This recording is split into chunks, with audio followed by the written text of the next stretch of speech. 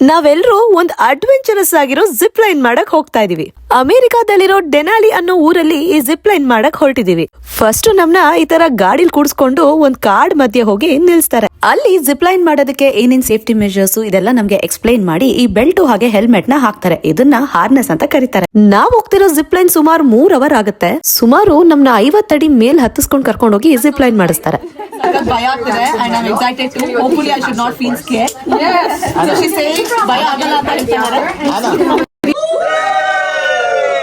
Starting ಅಷ್ಟು ಭಯ ಆಗ್ಲಿಲ್ಲ, ಬಟ್ ಮೇಲ್ ಹೋಗ್ತಾ ಹೋಗ್ತಾ ಹೈಟ್ ಜಾಸ್ತಿ ಆಗ್ತಾ ಸ್ವಲ್ಪ ಭಯ ಆಯ್ತು. ಬಟ್ ಈ ಜಿಪ್ ಲೈನ್ ಅಂತೂ ಸಿಕ್ಕಾಪಟ್ಟೆ ಅಡ್ವೆಂಚರಸ್ ಆಗಿತ್ತು. ಸುಮಾರು 50 ಅಡಿ ತನಕ ಮೇಲ್ ಹತ್ತಿ ಜಿಪ್ ಲೈನ್ ಮಾಡಿದ್ವಿ. ಈ ಜಿಪ್ ಲೈನ್ ಮಾಡ್ಬೇಕಾದ್ರೆ ಕಾಡಲ್ಲಿ ಕೆಲವೊಂದ್ ಪ್ರಾಣಿಗಳು ನಮ್ ಕಣ್ಣಿಗೆ ಬೀಳ್ತವೆ. ನಮ್ಗೆ ಕೆಲವೊಂದ್ ಪ್ರಾಣಿಗಳು ಸಹ ಕಾಣಿಸ್ತು.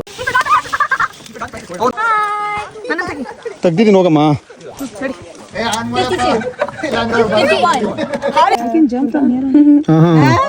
ಅವೆಲ್ಲ ಅಧಿಕ ಪ್ರಸಂಗ ತನ್ನ ವಿಡಿಯೋ ಆನ್ ಇದೆ ಅನ್ಬಿಟ್ಟು ಅಧಿಕ ಪ್ರಸಂಗ ಆಡ್ಬೇಡ ನೀನು. ನೋಡಿ ನೀನೇನು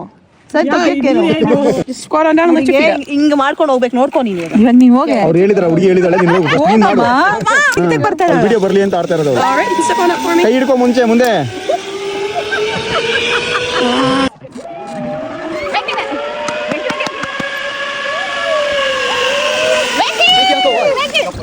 ನಾನು ಬಂದಿದ್ದು. There you go on the channel which you can watch later. Perfect. Like, comment and subscribe. Yeah.